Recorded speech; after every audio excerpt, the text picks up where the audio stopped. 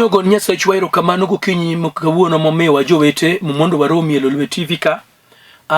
Nyago Nyasaye nero kamano nikech thuolo momiyowa odiochieng' ma kawuono ka wani odiochieng' mwatume yiero kaka piny mar Kenya. Nyasaye otumonwa ng'wono mondo warom ka nikech Nyasaye non kodwa kod wach. Mae wach manade manadwa mondo walalre kodi mondo wawinj ni Nyasaye wach ang'o e ngimawa kod okinyi machalo kama. Odiochieng' ma kawuono Nyasaye ne keto wach e chunya. Mabiro studio and Pastor Leonard Mondi mar kanisa mar God of Eternity Church wanwang're Nairobi ka e piny mar Dandora Phase 4 itok Karia Supermarket kanyo ma Ruoth oketowae kendo Ruoth ne keto wach e chunya odiochieng' ma kawuono mondo warom ka. Yiena mondo adhi wach Nyasaye koka wacho mang'eny nikech Nyasaye en kodwa kod wach mogo mondo walalre.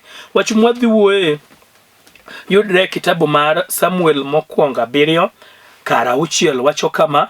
Samuel mokwongo 7 chakra 6 wacho kama. Mine gichokore kanyakla Mizba mi giumbo pi ne giologo oko e nyim Jehova kendo ne giriyo kech chieng'no kagiwacho ni niya kanyo wase ketho kuom Jehova kendo Samuel noketo ni nyithind Israel bura Zimpa. Kendo ka jo-Filistia nowinjo kaka nyithind Israel osechokore kanyakla achiel Zimpa, ruodhi mag jo-Filistia noidho kendo gi Israel.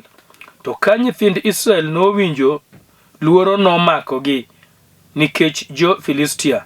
Kendo nyithind Israel noluwo ni Samuel, kik iwe mak iywaknwa ni Jehova Nyasachwa mondo oreswa e lwet jo-Filistia.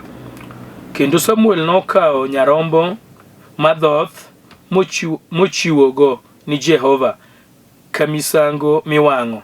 Kendo Samuel noywak ni Jehova kuom Israel. Kendo Jehova nodwoke. Kendo ka pod Samuel timo misango, jo-Filistia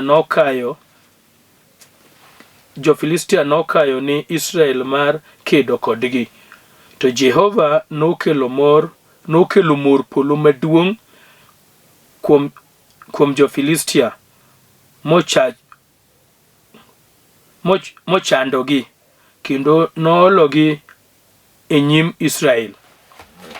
Nyasachwa miyo nyingi duong', apako nyingi adendo nyingi. Nyingi nigi nyalo, nyingi nigi loch, nyingi nigi adiera. Okinyi ber japuonja yudre mbeleni, akwai kuom ng'wono kod hera na an mana gir tichni, to kokitiyo kod gima datimi studio kata gima dawach ni jogi to onge. Omiyo japuonja chiwre lwetna mak lweta, bed jakora, chung' koda, taya Nyasaye, Roho Maler kaw tich mondo imak dhoga, imak lewa, imak rieka mondo nying Nyasaye onwang' duong'. Jehova kichako koda kendo itieko koda, nyingi bo nwang'o duong' e weche duto e happy Ngeso ma Jawar. Amen.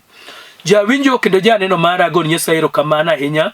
Okinyi ma jaber mwatume yiero ka piny Kenya ni mondo ayudra e Lolwe TV ka mondo kata ka watimo yiero kamano to Ruoth oketo wach moro e chunya monego inti winj kama intie.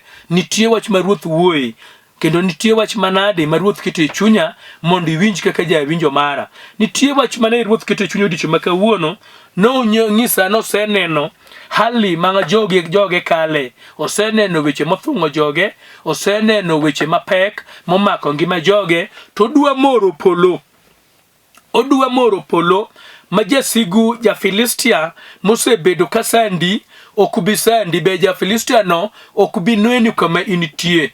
Odwa moro polo. Koro mane wach manade madwa wuoye ni Nyasaye ma jamor polo. Odwa moro polo kata kodoko nuweche ma jo-Filistia osetimo gin weche maikwe. To Nyasaye ma jamor polo nitie. Wek bedo moluor. Abiro mondo anyisi ni kik iluor. Ndiyo lweny to ger. Lweny ma jo-Filistia oketo kodi, lweny ma jo-Filistia oketo gi ngimani, lweny ma jo-Filistia oketo kod familia ni, lweny ma jo-Filistia oketo go handi, lweny ma jo-Filistia oketo go luongni, lweny ma jo-Filistia oketo kodi kodi to pek kata kamano ruoth ora ni lweny kanyo odwa moro polo kikiluor ndiyo isebedo moluor kendo kineni tinewinjo ka koro kone gidhi mbele to Nyasaye ora mondo wachni nuwek bedo moluor odwa moro polo jo Filistia gima biro timi onge mane wach ma an go na adu Nyasaye ma jamoro polo Nyasaye ora mondo wachni no ok en Nyasaye asaya en Nyasaye ma jamoro polo kendo lweny moseloye onge kendo lweny mose manyalo loye bende onge mae momiyo kinyi ber wanie mbele Nyasaye kata kodo koni dwa dhi go kura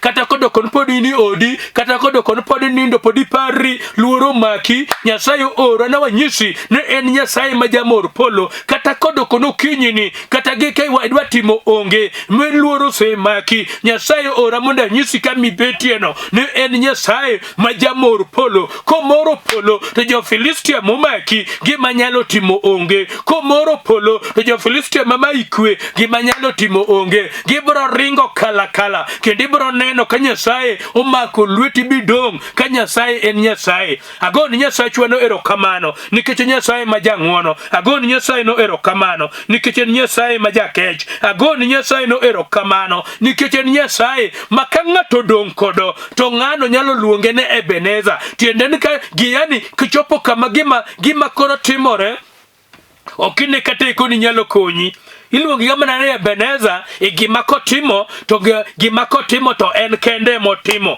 ng'ama nyalo konyi onge mopogre kod Nyasaye ng'ama nyalo mako lweti onge mopogre kod Nyasaye ng'ama nyalo chung' kodi onge mopogre kod Nyasaye kadang' onwang'ie dhako moro modiochieng' ma kawuono bro wacho ni kama chopeni ka ok Nyasaye momako lweta to gima nyalo timo onge kama chope gi nyithindani ka ok Nyasaye momako lweta to nyithinda gi ok nyal somo kama chope kod tuonani ka ok Nyasaye momaka to tho emochoma kama chope kod lweny ma odani ka ok Nyasaye mobedo jakora to pogruok ema nitie kama chope kod ohandani ka ok Nyasaye emobedo jakora to ohandani gochomo podho adwa wuoyo kuom Nyasaye miluongo no Nyasaye ma en Nyasaye makende ma gimotimo dhano moro amora dak tim gimotimo onge ng'ama nyalo timo mane Nyasaye madwa wuoyo dicho makawuono ka ng'ato nyalo neno Nyasaye no engimane dokono yani lwenyu momaki en lwenyu mager lwenyu momaki en lwenyu mang'ama dugolie onge lwenyu momaki en lwenyu mokalo sombi lwenyu momaki en lwenyu mokalo pesa ma in go lwenyu ma initie iye en lwenyu mokalo rieki okalo skundi okalo siepe ma en go okalo joming'eyo okalo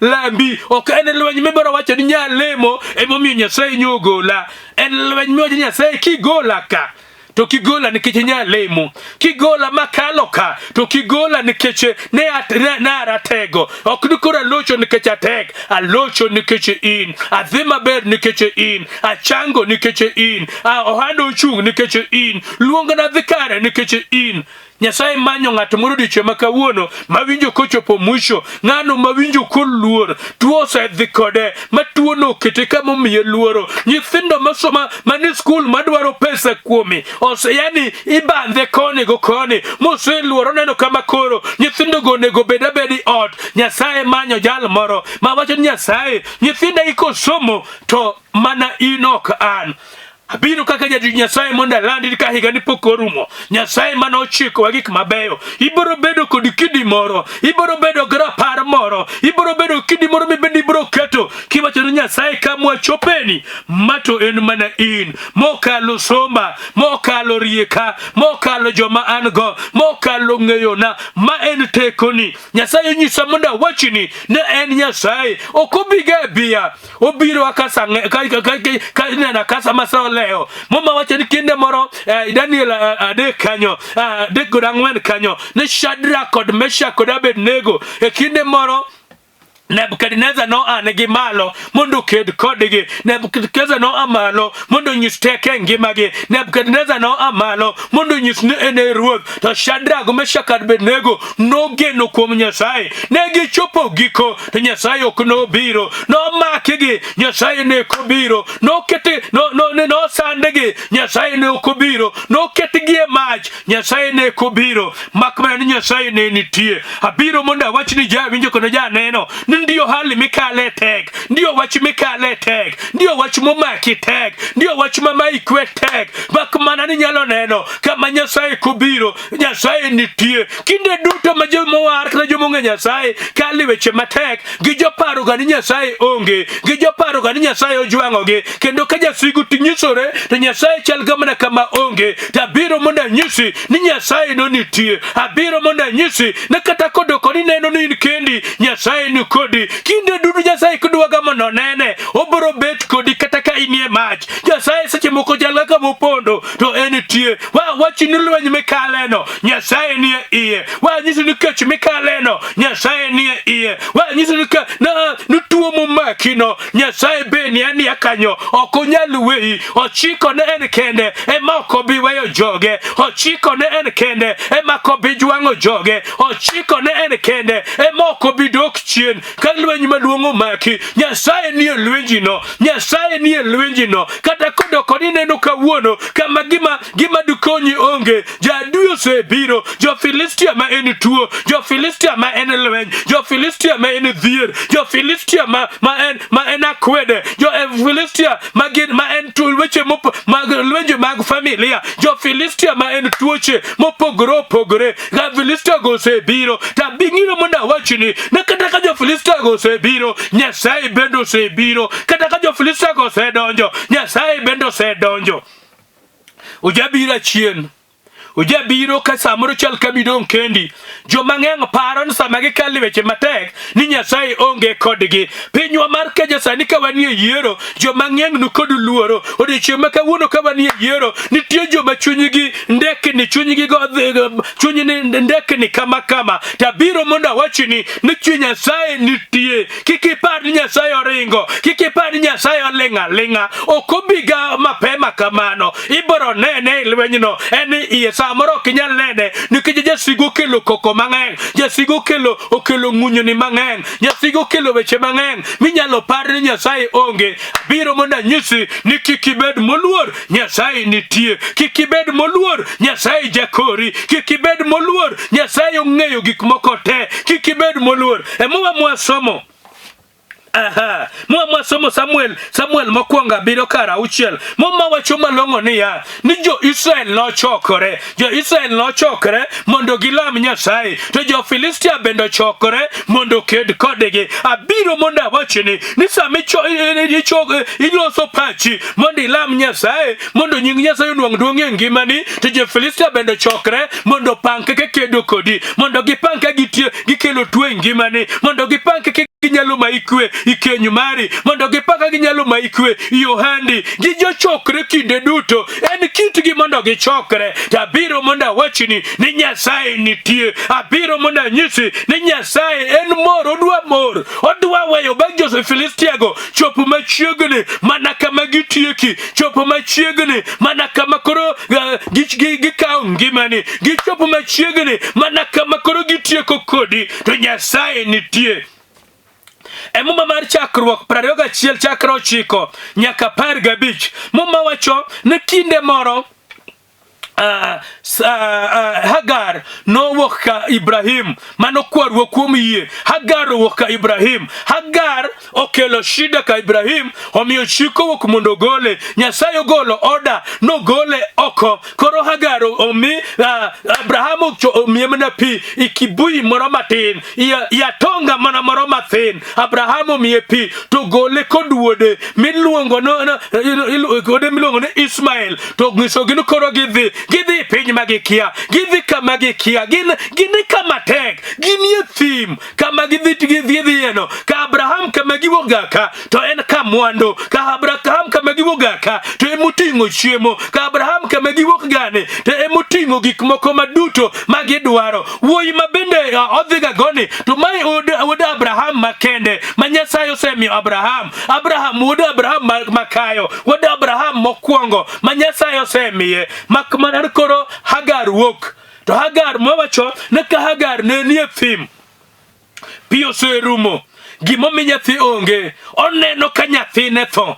Hagar Hagar mane ratego, Hagar mane jasunga, Hagar manong'eyo, Hagar koronu kodu luoro. Muma wacho ni nyathine ywak kocha to bendo ywak koni. Odiochieng' ma kawuono biro mondo anyisi ni nyalo bedo ni in e thim to nitie gimone gitim. Nyalo bedo ni in e thim to nitie gimone gitim. Hagar kane ochopo e thim kanyo, ka nyathine ywak dwa tho, oneno ka nyathine tho, oneno ka chandruok odonjo. Nyathi mane onyuol ka ruoth, nyathi mane chiemo maber go min gi, nyathi mane nindo maber, koro tho e thim to oneno to wacho ni yae owinjo kobuok oneno ka nyathine tho to wacho no ok tho taneno, ok nyathina kutho ka benda bet aneno, owinjo ka gino lithne. Awuoyo kodi kawuono jawinjo mara, kibende kama intie ibe hali mikale nyalo chal ga hali mane Hagar okale ka nie thim. Hal nyalo chal ga hali mane jo Israel nitie ka jo Filistio ramo ni jo Israel go kwinyo maber. Jo Israel dwano lam Nyasaye, jo Filistia to pango ka nyalo kelo ne gilweny, pango ka nyalo migi tuoche, pango ka nyalo dwoko ge piny. Jo Filistia go sudo butigi. Kata in kawuono mawuoyo kodini nitie ja Filistia moro mose sudo machiegni kod kenyu mari, ose sudo machiegni kod nyathini midwaga nosom, ose sudo machiegni gi nyathini midwa ne ngima, ose sudo machiegni go handi midwa nokonyi,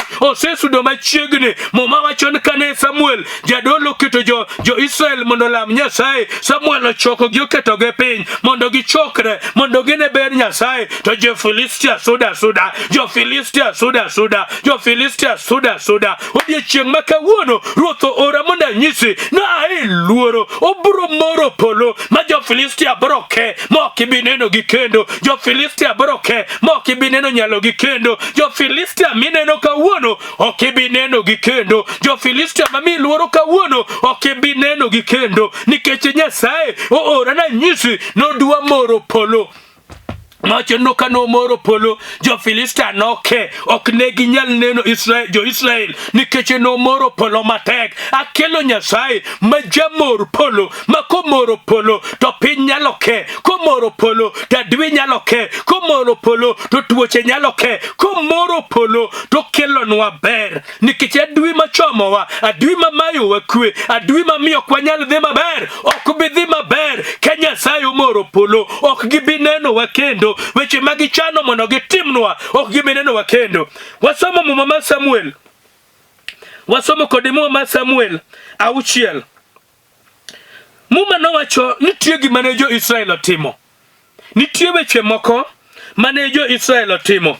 Jo Israel no amwe e chunygi ni gidwa dok kuom Nyasaye. Jo Israel no amwe e chunygi ni kata kodoko ni chal polo ling ka kolengno to gin to gidwa dok kuom Nyasaye. Abiro mondo anyisi ni mondo Nyasaye omor polo nitie gima nyaka timore yaka Nyasaye moro polo. Nitie gima onego timore mamiyo Nyasaye moro polo.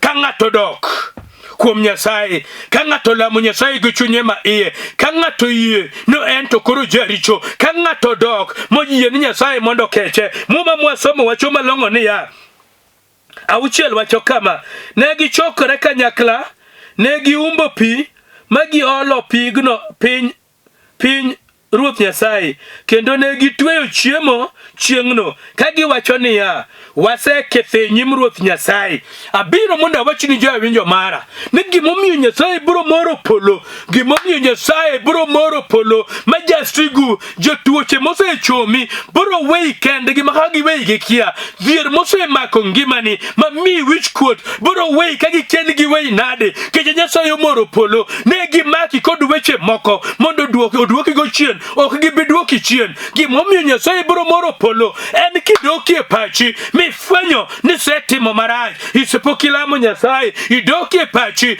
mifwenyo ni in to pokichiwri lwet Nyasaye moromo, idok kuom Nyasaye mifwenyo ni in. Asomo awuoyo kodi e muma moro na Hagar kofwenyo ni gimosetimore, ofwenyo ni nyathine achiel tho, Ismael ne tho, ofwenyo ni nyathine tho, to Hagar mane wiye tek, Hagar mane wang'e tek, Hagar mane mane jasunga, Hagar mane jating'ore, Hagar mane ong'eyo, Hagar mane ong'eyo gik moko te, mane gima kia onge, Hagar mane ong'eyo nosemayo Sara dichuo. Hagar odok piny to wacho ni kama chopeni nyaka dok kuom Nyasaye, mondo nyathina kik tho nyaka many Nyasaye koro, mondo nyathina kik tho nyaka tur koro. Hagar odok to kwang'wono, Hagar ogo chonge piny. Kawuono kata be Nyasaye manyo dichuo moro, dhako moro, nyathi moro manyalo go chonge piny. Bang'is Nyasaye ni ngimana pok atimo maber, ngimana pok abedo ng'ama kare, ngimana ok an ng'ama owinjore, ngimana ok an ng'ama long'o. Nyasaye manyo jal moro mabiro doke pache. Muma wacho ni ka jogi nofwenyo nukoro jo Filistio kayo machiegni, jo Filistio ramo kuomgi, ne gidoki chonggi, ne gidoki lamo, ne gidolamo ka gitweyo, ne giwacho ni gin manyaka koro gidog kuom Nyasaye. Gima ano mi Nyasaye no mor polo, ma polo mi gik moko te mosekethore ngimani, ma jasigo osekelo ngimani, ke aucha nono en ka ng'ato dog kuom Nyasaye. Nyasaye manyo dhako moro manyalo dog kuome, Nyasaye manyo dichuo moro manyalo dog kuome, Nyasaye manyo jalo moro manyalo dok kuome. Muma wacho maber kidhi mbele kara abiriyo, ne giwito nyiseche, ne gin kod nyiseche moko, manono, ne giwito nyisechego. Nyasaye moro mane gin go, nyiseche mopogore opogore mane gin go, nyiseche mopogore opogore, sanamu mora, chido mora, timo mora, chunje mag sunga, chunje mag sunga, chunje mag lweny, chunje marach mane gin go, ne giwito nikech ang'o gimanyo Nyasaye. Nyasaye dwa mondo wa umornwa polo, to kobi moro polo ka wan wachung' ka tiendwa, ok gimoro polo ka pod wan gi chunje machon, ka wan gi nyiseche machon. Polo kumor na ng'ata,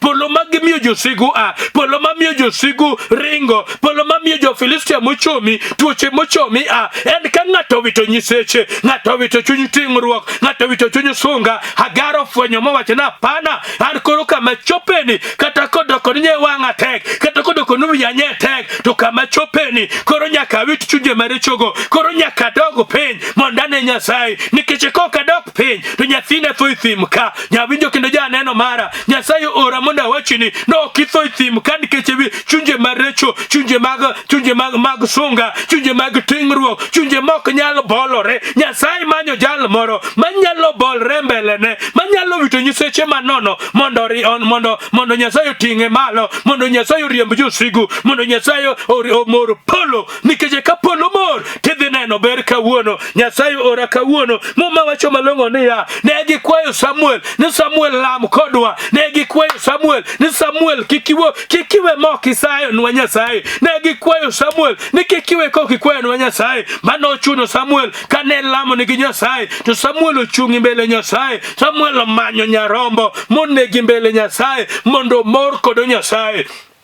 Nyasaye dwaro ang'o jowetena? Nyasaye dwaro jok malame, Nyasaye dwaro joma ochomo wang'i kuome mondo mor polo to komora mora. Omoro polo ka jok mago chong'gi piny, ka joma kali chandruok, jogo neno Nyasaye kaka konyruok gi, jogo kodek luoro, gineno Nyasaye. Giwacho ni Samuel kikiwewa, Samuel kikiling'a, Ruoth ora ka mondo awachni nonne gifweny na kok mana Nyasaye emobedo jakori. Gimomiyo iluonge ni Nyasaye, iluonge ne Ebeneza, en mana gimo timo. Nitie weche moko ngima wa jowetena ma ok nyal timore gi tekowa, ok nyal tumre gi sombwa. Ka gi weche moko ma Nyasaye dwa ni ka higa ni pok orumo, obiro time ngimani, obiro time odi, obiro time familiani, obiro time luongni. Mak mana ni kin ibolri lwete mi wacho ni gimo timore ni nyithinda mosomogi, ya familiani, ot machuloni, kaka nyachiemo higani, ok nye ni tekona, ni teko Nyasaye, ok nye ni nyalona, ni nyalo Nyasaye. Gik moko kochopo kama chopeni higani karumo, en adiera ni Nyasaye ni gima wacho ok oketh, en adiera ni Nyasaye ni ema nyalo bedo jakorwa. Nyasaye manyo jal moro